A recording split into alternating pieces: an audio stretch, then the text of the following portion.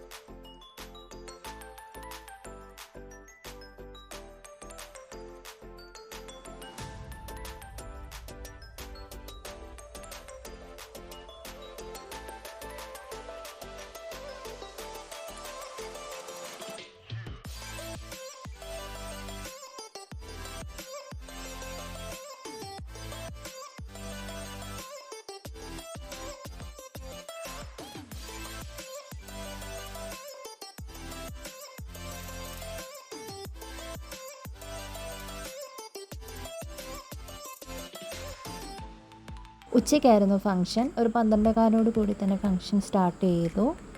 നൂലുകെട്ടും ചടങ്ങുകളൊക്കെ കഴിഞ്ഞിട്ട് ഇനിയിപ്പം പേര് അനൗൺസ് ചെയ്യാനായിട്ട് പോവുകയാണ്.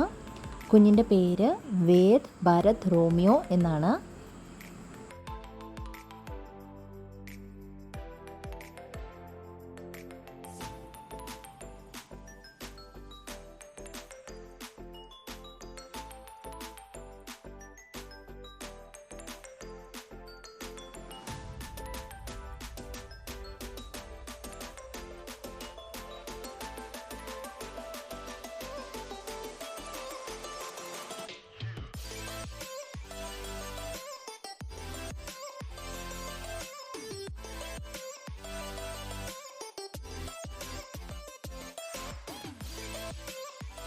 അങ്ങനെ ഫംഗ്ഷനൊക്കെ നല്ല രീതിയിൽ കഴിഞ്ഞു.